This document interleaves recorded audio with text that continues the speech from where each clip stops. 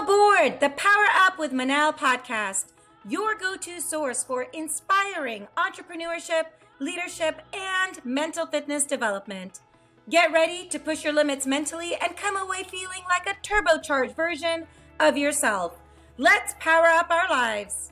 On this week's episode, I am so honored to present Rajeev Kapur, CEO and president of 1105 Media. He also currently wrote a book, one of the best-selling leadership books out there, called Chase Greatness.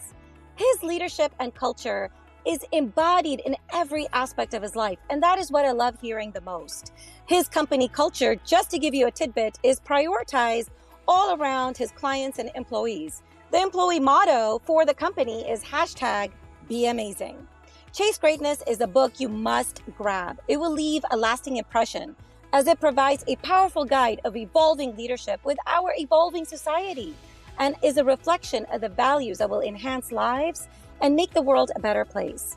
I can't wait for you to hone in onto Rajeev's insights and wisdoms. Rajeev Kapur, thank you so much for joining our podcast today. It is such an honor for you to be here. Your journey is super inspirational. You've done many things in life, and we are excited to not only have you introduce yourself, but also tell us your journey and how you got to where you are today.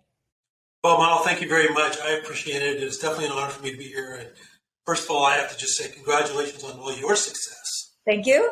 Thank you. You're a true trailblazer in your own right. Hey, we're doing it. Let's go. That's right. 2023. Yeah, that's right. I love it. Yeah, no. So where do you want me to start? Do a little introduction on who is Rajeev, so we get to know you, and then maybe share how you went from, you seem to have a very robust corporate career, and then you made a shift into, co-founding a company and going off on your own. And I feel like that transition is something that would be of great interest for everyone to hear. I'm born and bred in Southern California.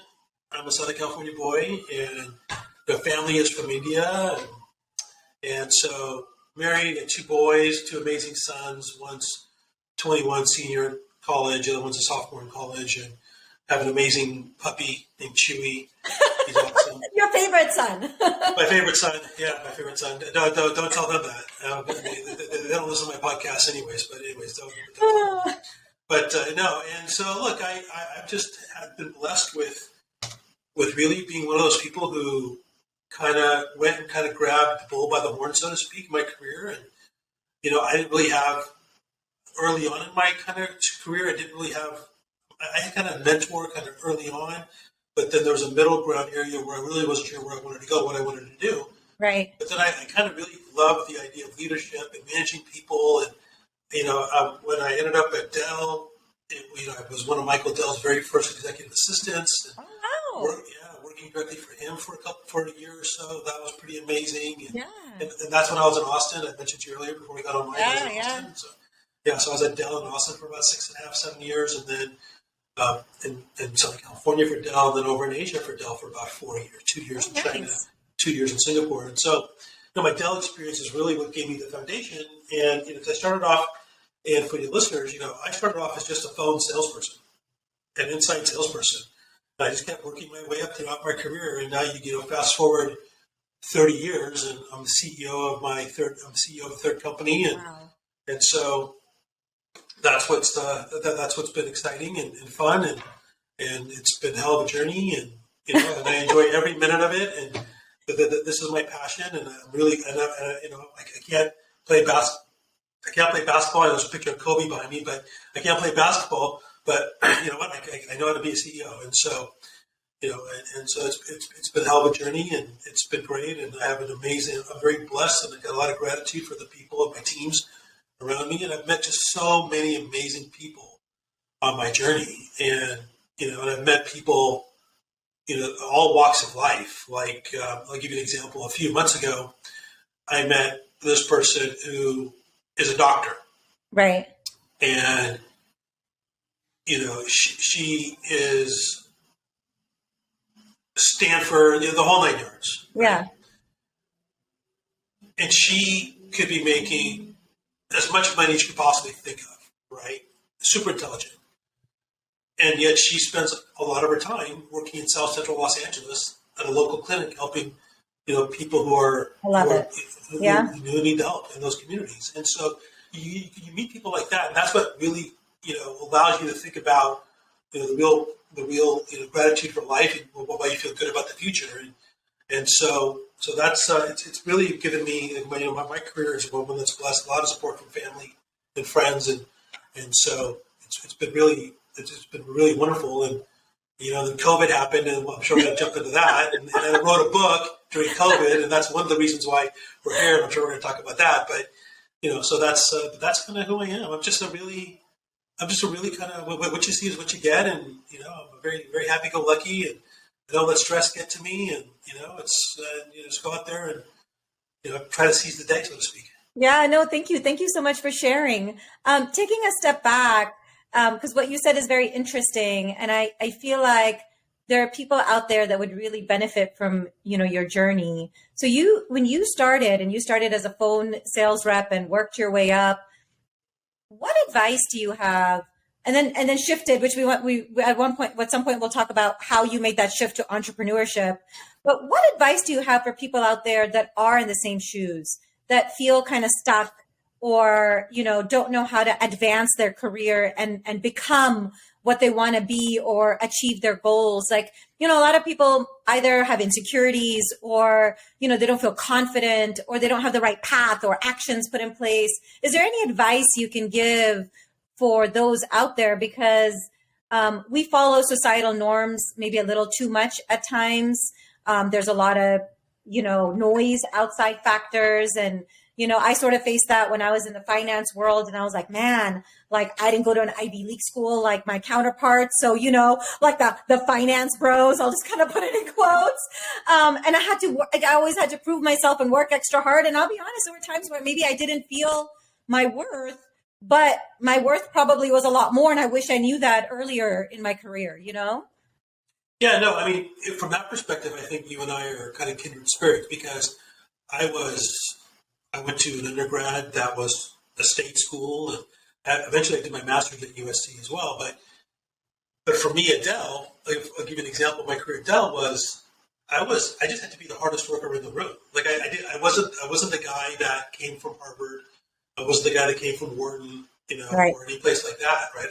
And so I just kind of had to do that. And you talk about the advice I can give people, young people who might be listening, is if you think about it, you're in the same boat as everybody. So you have to find a way to distinguish yourself. And the way you distinguish yourself is you got to raise your hand. You got to ask questions. And it's the simple things that you hear about in your career. It's be the first one to the meeting, be the last one to leave, be super, super curious, right? I like, if you really want to advance in your career, you got to be really curious. You got to ask questions. Right. You got to come up with ideas. You got to be really innovative. But the thing that really changed for me, obviously, I worked for Michael. That was a big deal. Such a big deal. And that helped launch my career with Dell. But even within a company like that, at some point you hit kind of a plateau, and eventually you want to hit another inflection point. And for me, it was when back in 2000, I was running the West Coast for Dell, and it was like $1 billion business. And I was expecting, and I had a phone call scheduled with Michael and my boss, and I thought I was getting this promotion. And the phone call came in, and they said, "Well, Rajeev, we want you to go to China." And wow. I'm like, "What? What did I do wrong?" Like, it's like sending me to Siberia. Like, what happened? Like, what did I do wrong? Well, what do you mean you want to send me to China? And I was kind of upset. They're like, "Are you done talking?" And yeah. They're like, "Look, are you done talking? You're voluntold." Yeah. And so they're like, "Well, look, we want to send our best people." And I'm like, "Oh, because China was the biggest potential market for the company, and they wanted to flood it with U.S.-based employees, U.S. expats to go out there and try to bring the Dell culture, the Dell model, the Dell way of doing business, and help grow the Dell business in China and really do well there." And so, so the advice is always raise your hand for the tough job, And so I didn't raise my hand initially. They asked me to go, but then after listening to what they had to say, I raised my hand and said, "Yeah, I'll go." And so I ended up going to China. Married, we went to China, and our first son, found out we were pregnant around that same time. And first son, and so we came back and gave birth there in the States, but back and forth between China and Hong Kong, and then eventually Singapore. But you raise your hand for the tough job, If remember, you want to distinguish yourself, because, you are your own brand right internally in the company. right And if you're just going to be like everybody else, come to the office, 9 to 5, well, now people work from home, but or hybrid or whatever you're doing, and you're 9 to 5, and you're not being curious, you're not raising your hand, you're not coming with ideas, you're just going to kind of be along, you're just going to be along for the ride with everybody else. right And if you notice the people that get promoted, the people that move up in their careers are the ones who do raise their hands, right are the ones who do practice innovation, are the right ones who do focus on bringing a sense of accountability to themselves, right? And willing to take risks. And so that's how you're going to move up in your career. If you're a young Gen Zer or a millennial who's just kind of like in your late 20s, you're trying to figure out how to move up again, go find the hardest thing to do in the company. Go raise your hand and go do that. Yeah. Challenge your, throw yourself. Well, I had a mentor that once told me, throw yourself in the fire and find the solutions. There's always a solution.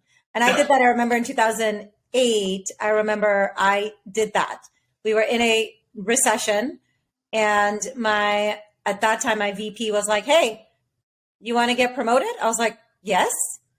He's like, well, we need somebody to go out there, manage 400 people and run a product that has never existed in the United States. I'm like, done. Okay. Yeah, let's go. Right. Because here's the thing, right? I mean, there's really no downside risk because if it doesn't work, right, you're looked upon the person who volunteered to do it. Right. You showed that you're willing to take a risk and that you tried. Right. Right. Now, if you just go there and sit on your hands, you don't do anything, that's a problem. But if you go out there and you give it the 110% effort that you could, that's great. And if it doesn't work, but here's the thing: if it does work, you've kind of written your own ticket, right? And so you can do whatever you want after that. And so that's kind of what happened with me in my career. And I kind of learned early on in my career at Dell that I wanted to be the CEO of a company, and so I love that. I was never going to be the CEO of Dell.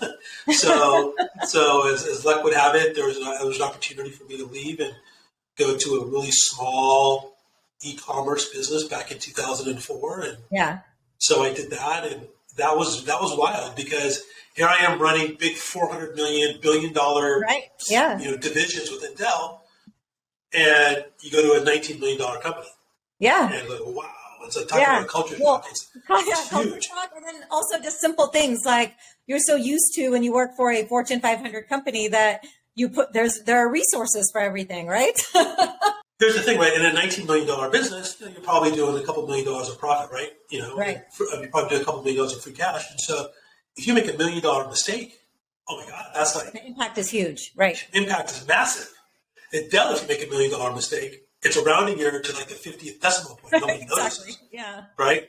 And so it's different. And and I wanted to be in that small business culture because I wanted to learn it. I wanted to be a part of it. I didn't want to just be I just didn't want to be a Fortune 50 Dell guy. Right. In my whole career with that label. Right. So then I went to that company for about 4 years, and then they did pretty well there, and then went to that entrepreneurial startup with a partner, and did okay there, and then. We sold off that IP and then went to another company that was based in Switzerland. So I was back and forth between Switzerland and LA all the time. So I was bouncing back and forth. So you've worked in how many countries now? Like 20? I believe it's 21. Yeah. 21. Look at you. That's amazing. But that experience on its own says different things. And I'm curious, you're from an Indian background. I am also from the Eastern Hemisphere of the world. And the advice you give isn't the way a lot of cultures are raised, especially at home or in the workforce. For those out there that have the IQ, right? Because I remember when I was raised and going to school, you didn't speak up. It just was that was the culture, right? You put your head down, you worked really hard. We were writing thesis papers when we were in like 5th grade. My kids are still doing multiple choice in like 11th grade. And I'm like, what is happening? Do you not write thesis papers? And so like, I think this was one of my biggest struggles. If I could give my young self any advice coming here and, from overseas and starting my career, we just were not taught to network, have sponsorship, what it means to, have maybe high EQ and how to develop those leadership skills. Did you face that working in multiple countries, and how did you give your employees advice on getting out of that sort of cultural, I would say, challenge? Yeah, that's a great question. One of the things I learned early on is all employees, no matter what country you're in, they all want to achieve the same thing. Right, exactly. Right? They want to be happy. They want to be successful. They want to get promoted. They want to tell their spouse, partner, parents, whomever. They want people to feel proud of them, right? They want to go hang out with their friends. They want to go buy a new car. They want to have nice clothes. They want to enjoy their life. They want to buy a house, whatever they want to do. It doesn't matter if you're in, because it doesn't matter if you're in Paris. It doesn't matter if you're in Switzerland. It didn't matter if you were in China, Singapore, whatever. Everybody was kind of the same, right? Now, what was different? Yeah, things were different, but it's more outside factors. Food is different, Right. How, in Europe, you dealt with maybe a little bit more of a casual attitude in the summer months. Yeah. In August, right? And Asia is a bit more hard charging, and in some of the Asian cultures, people are working, they don't know how to take a break. Right. Yeah. Right. Yep. And so, and that's not good either. And you talked about upbringings, and it's like, I had a foot in both worlds. Right. I was kind of like the anti-Indian kid growing up, just because I didn't want to be a doctor. I wasn't going to be an engineer. I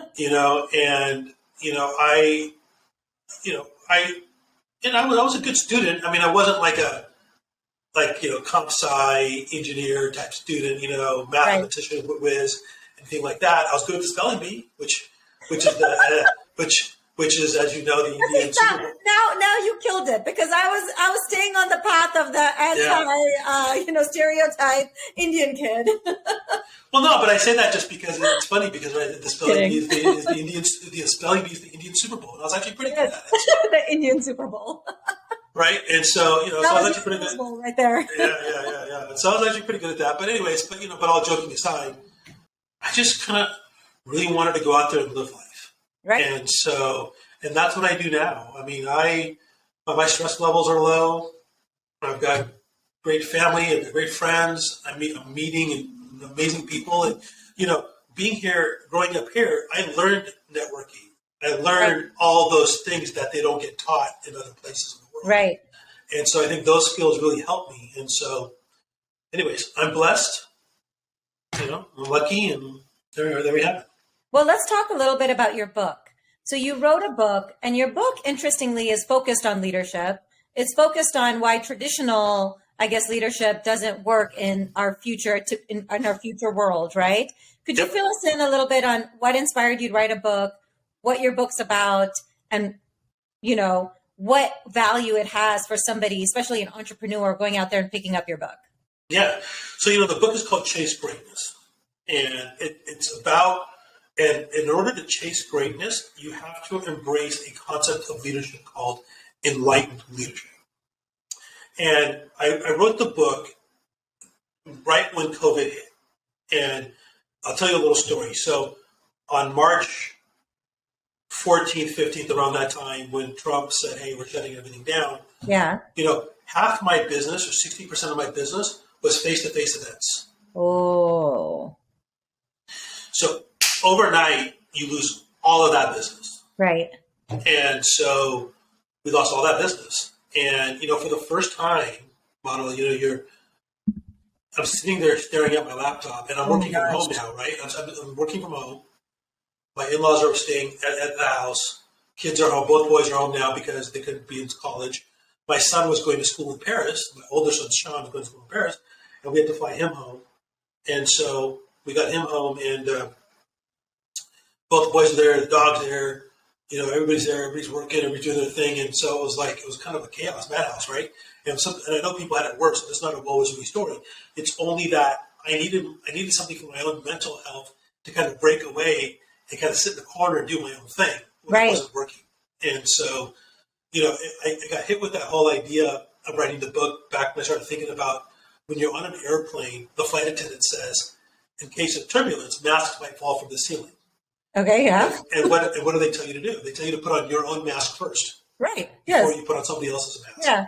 And I felt like before I could help my company, before I could help my team, family, Yeah. friends, whoever it is, You I had to had to put put on on your my mask. own mask first. Yeah. And writing the book was was the version of me putting on my own mask first. Oh, I love I that. had the idea of the book for a couple of years. Yeah. And when COVID hit, it kind of really accelerated my thought process and some of the research I was doing around it. And so, and that's kind of where we are. And what happened was, and the reason why the book is called Chase Greatness is because I was sitting there a couple of weeks into writing the book, and I kept asking myself, what does it mean to be great? And what does that word great mean? People say, oh, you got to be great in life. You gotta be great. What does that mean? What does it mean, though? Yeah. It means different things for different people. Exactly. I wrote the word great on the whiteboard, and then I would stare at it, and I'd look at it, and I would say, what does it mean? What does it mean? What does it mean? Yeah. And so I wrote great. And then I got up on my whiteboard and I wrote it vertically. Yeah. And then I wrote the word gratitude, resilience, empathy, accountability, and trust. Love it. And that's what makes up the word great. And I felt like you needed those 5 attributes. And in the midst of this major chaos that's happening in the world, you need these 5 key attributes to survive. That was my take. That's my view of things. Right. So how do I chase that? And that's how the title of the book became Chase Greatness, because I had to chase those 5 attributes every single day. Yeah. Gratitude, resilience, empathy, accountability, and trust. Now, halfway through the process, I actually changed the word from trust to transparency, because I found in leading my team that if I wanted them to trust me, I had to be fully transparent with them on what's happening in the business. Exactly. So before I could earn their trust, I had to be fully transparent. So I changed it to transparency. So it's gratitude, resilience, empathy, accountability, and transparency. So that's what has changed greatness. And that led then to this concept of enlightened leadership that said, hey, we all grew up, I know you did, on servant leadership. Right? Servant leadership, for those who are not familiar, it kind of started in the 80s. It was something that, Jack Welch and these guys kind of pushed. It had to start kind of in the church. And the idea was, I work for you. So if we were in the same company, if I was your boss model, I'm here for you. What tool do you need? What resource do you need? I'm here to make you successful in the business. I work for you. What do you need to be successful? That's essentially servant leadership, right? I'm going to lead from the front with you.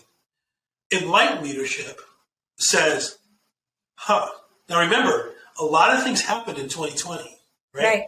COVID happened. George Floyd stuff happened. Right.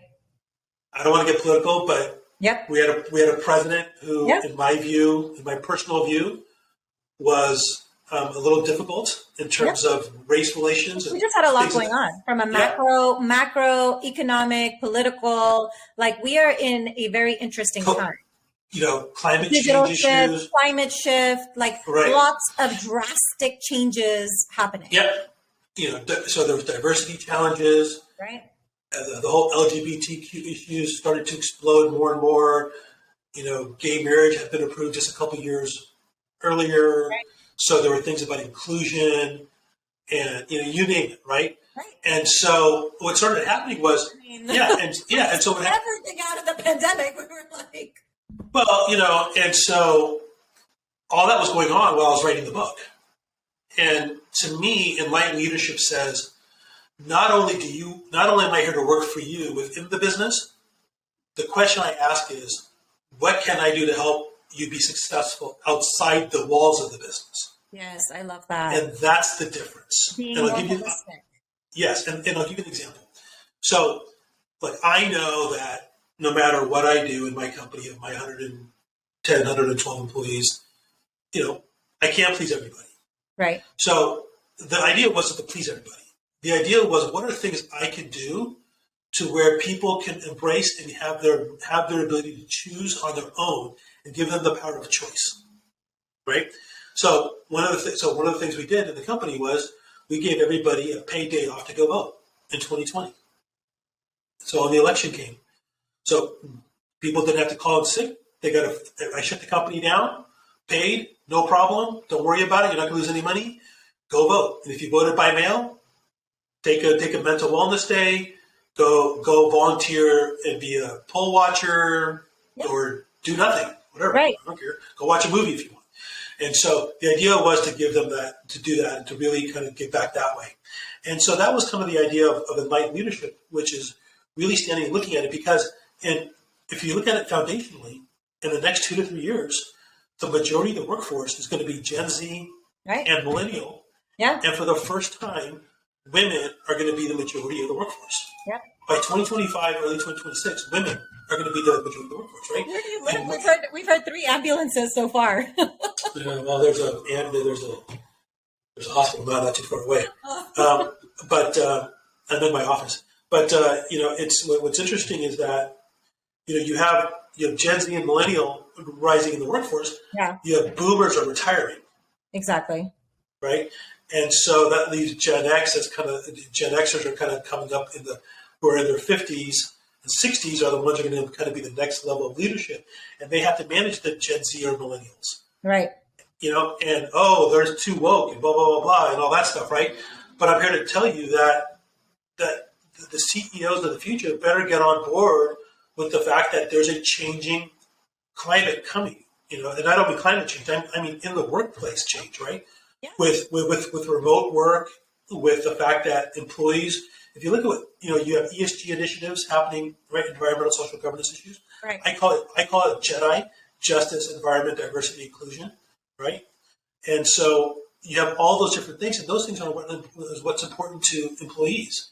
They want to be able to have a good, and so that was the concept of enlightened leadership that says, hey, one of the best ways you as a leader can go forward in the future is you don't have to choose between passion, purpose, and profits. Right.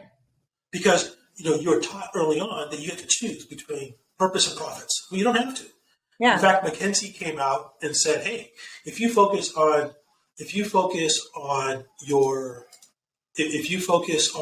having both a bottom line and a focus for your business, as well as a bottom line focus for the welfare of your employees, you can actually see Yeah, you can actually see a 5 to 7% improvement of your EBITDA, right? Yeah, and so, or profitability of people nothing with EBITDA, and so that, and I believe that, and the reason why is because you're retaining your employees longer, right?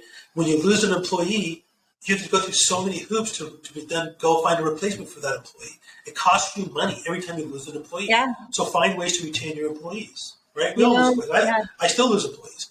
And so you find ways you got to do that. And so that was really the whole idea of the basis of the book and how leadership needed to change to embrace the fact that Gen Z, millennial, and women are going to demand a different type of leadership in the future. No, I completely agree. I mean, one thing that being a young mother with a very robust career, I will put it that way. It's not just mothers, but that was just my specific journey. One thing I had to learn to do, and I actually read a really good book called Doing Both. He was a Cisco strategist by the name of Inder Narula. And I read that book back in I want to say 2009. And I had, just joined a full-time MBA program. My baby was only 2 months old. I had a 5-year-old, lots of dependents in the house, 4 other kids, adults, etc. And I remember when I read that book, and this is exactly what you're talking about. He was talking about how we make too many trade-offs. And as a strategist for Cisco, he decided that trade-offs were not healthy, and that he started challenging people on figuring out how to do the top 2 or 3 priorities rather than forfeit everything for that one, right? And move and be a little more agile in your thought. Yeah. And it is so true. It's so true. And the other thing, I love what you said, because we in life spend so much time figuring out work-life balance, when that whole concept doesn't exist, because work is part of your life. It is literally part of your life. And so we're trying to achieve something that's unattainable. Like it's not achievable. And we are sitting here trying to figure that out. And then we have burnout, we have anxiety, we have depression because our reality versus our expectation is disparately so distant, right? And you hit it on the nail. Like that is absolutely right. And I wish you wrote your book back when I had just had my babies working in the IB. But yes, I agree completely. Yeah, but that's where I think CEOs of the future need to find ways to at least meet their employees halfway. Like, for example, everybody has a smartphone now. Right. Right. I can run 95% of my company on my smartphone from anywhere in the world. Yes. Right. Yes. And so, but here's the thing. I can do everything I can to tell my employees, please don't look at your emails after 5 p.m., but they're going to look anyways. Yeah. Right.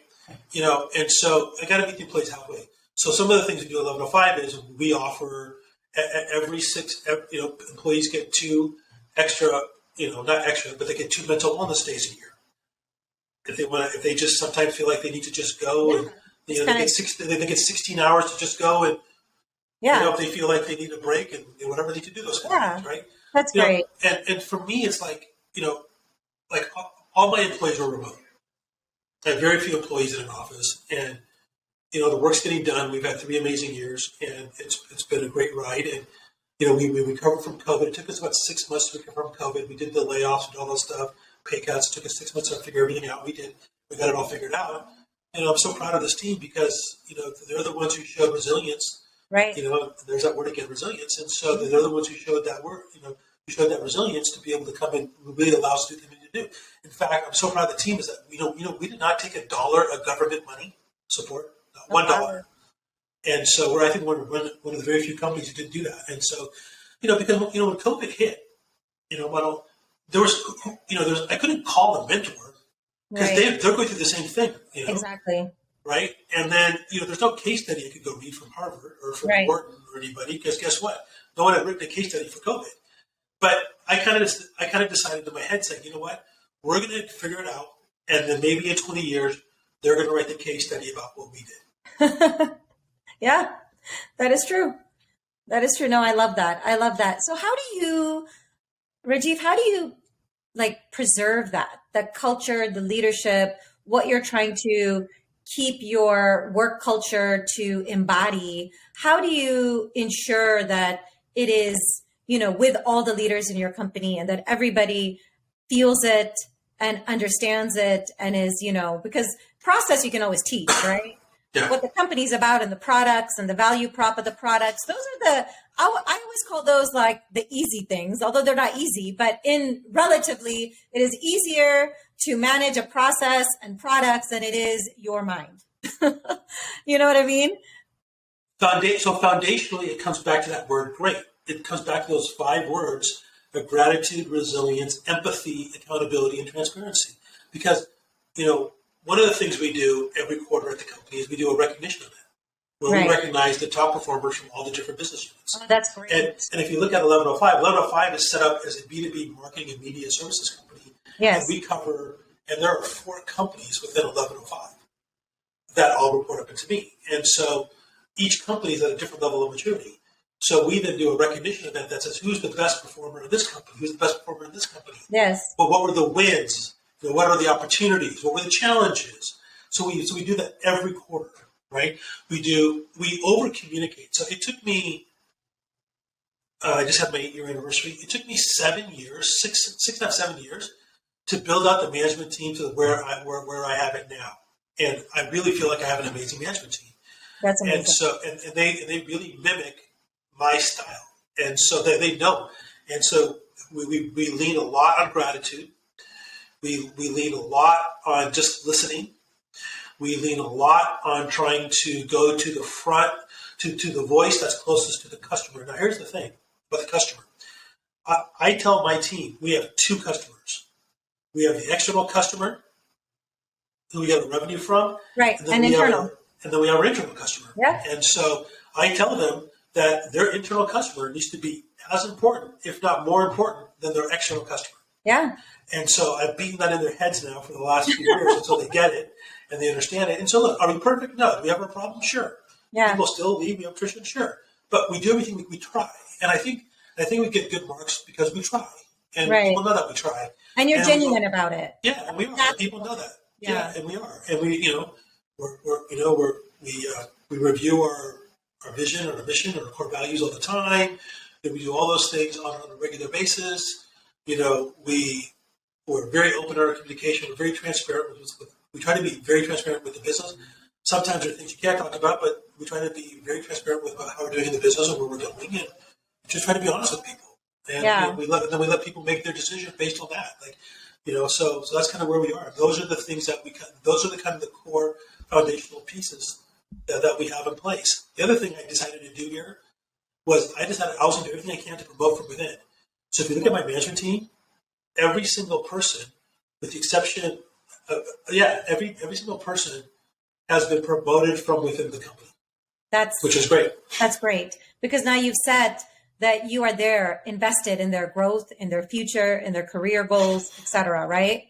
That's great. So you've sort of shifted, you've written your book, you're running a company. And I think now what's next, Rajeev? Are you taking on, I heard you're taking on some executive coaching, which, I mean, with your experience, with your rigor, with your mental fitness, with your just genuine humbleness, I think you would be such an amazing executive coach for somebody. I can just already see it. So tell us a little bit about your newfound light and venture and your love for coaching and influencing. Yeah, no, look, I think part of my personal problem is I'm always going 100 miles an hour. I love your problem. It's not a problem. So as long as you take your mental, Yeah, no, and like I said, I'm very happy. I'm cool, and so it's the only thing that ever gets me stressed out are the Lakers. But other than that, I'm pretty good. But no, it's look, for me. I feel like the book is really resonating with a lot of people. It's resonating a lot with Gen Z and millennials. It's resonating a lot with women. So I'm really happy about that. I am. The coaching thing is kind of a natural next step. Yeah. I'm a member of an amazing organization called YPO, Young Presidents Organization. Even though I'm not young anymore, I'm a lot older now, but I joined a long time ago. But hey, you're young at heart. That's what matters. Yeah, that's what matters. And so I spent a lot of time with that. But but it's given me. I have a lot of contacts. I have a huge network, and I decided, what? Well, let me put that to use. Right. Let me find ways to maybe help coach executives, help others, and coach them. And so. Yeah, so that's been kind of fun. I've got a couple of clients doing that. That's been great. And then for fun, after the writing bug of writing the book, the bug of writing the book, I wrote a movie screenplay, and about 3 months ago, I sold it. I love this. I love that you tap into your creative side. So tell us a little bit about this. Yeah, no, I mean, look, after I wrote the book, they tell you after you write something like that to put it away for a month. And so I really put it away for a month. And I had a little bit of, you have a little bit of imposter syndrome because you're like, who the hell's going to read this thing? Why is someone going to listen to what I have to say? Yeah. I'm not some celebrity CEO, whatever. Honest to God, I'm a nobody, really, when it comes down to it, right? And so I took that month and I still needed something to do. And so I always wanted to, I grew up literally outside of Hollywood, born and raised literally outside of Hollywood. Okay, yeah. And so people had asked me, what is your dream job? And I said, I always wanted to be a movie producer. Oh, wow. And I said, you know what, let me go. I had this idea for a movie. And so I went on YouTube and I watched videos on how to write movie treatment and how to write screenplays. And I go on Reddit and I went on different places, on Twitter and all these places, just to kind of get advice from people and talking to people. And so, make a long story short, I started writing a movie screenplay, and then about 3/4 of the way through, I needed some help. So the guy that edited my book, he had done some movie screenplays for Hallmark, and so he came on board to help me. And so we wrote that up and sold it, and then just about 3 weeks ago, I completed my second screenplay. Wow! And so now I have a script. Do we have a theme to look forward to here? Are these Hallmark type movies? Are they? No. The first one is a very 200 years in the future, superhero action kind of a movie. Okay. Yeah. And second, and then very thematic with your future, vision. Yeah, and here comes other animals. And then, and so, I'm in Newport Beach. I promise you, there's nothing bad. I know. I for a second, I'm like, are you sure you're in Newport Beach or are you in New York City? Yeah, no, I'm in Newport Beach. So sorry about that. But no, and then the second one is about it's a really strong female character and it's kind of like a G.I. Jane meets Grey's Anatomy. Oh, I love that. Okay. So it's kind of cool, So how do you get this? How do you get this? Just do it attitude. Because that's what you do. You have an idea, you want to do something, and you go and do it, right? And in today's age, it's easier, right? It's a digital world, like you said. You went on Reddit, you went on Google, you watch YouTube videos. You can self-teach yourself almost anything now. Yeah, Manal, that's a great question, and I'm going to be honest with you. This whole attitude is relatively new. Okay. It's really kind of it was kind of right around it's COVID that really flipped the switch inside of me. Yeah. Because before that, I would just work all the time. Yeah. I was writing a book. I was doing movie screenplays at work, right. Kids, life, dog, and you're just whatever, going around, you're just doing your thing, right? Friends and whatever, right? Having fun, whatever. Yeah. And so when COVID hit, you realize no one's promised tomorrow. Right. And that was amplified early on when, if you see the guy above me in that photo, that's Kobe Bryant. Yep. And I'm a big Kobe guy. And, when Kobe died, that was really impactful. And it was. You're not promised tomorrow. Right. I mean, he was taking his daughter to a basketball camp. I know. And they died. And so, along with a bunch of other people. And so you're just not, you and I are not promised tomorrow. No one is listening to this is promised tomorrow. And it's like, yeah. You know what? What type of impact you want to leave on this planet before you leave. And so that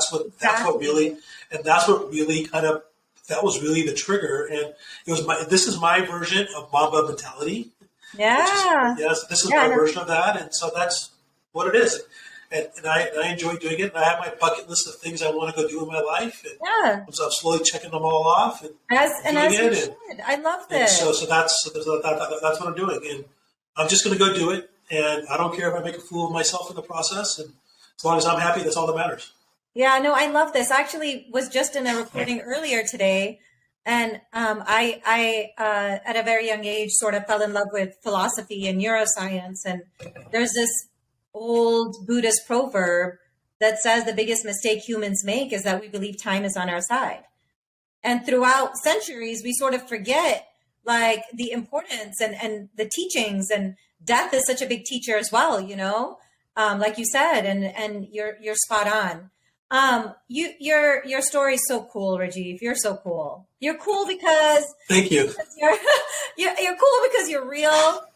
You didn't follow sort of, the traditional, societal or cultural norms that were placed in front of you. And, you diversified yourself, which I think is very important, especially the diversity in thought. And it's amazing.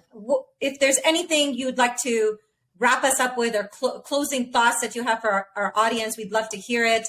And in the show notes for the show, we will be linking your book, your company, your coaching, everything out there that, you have to offer. I think the biggest piece of advice I can give people is find your why,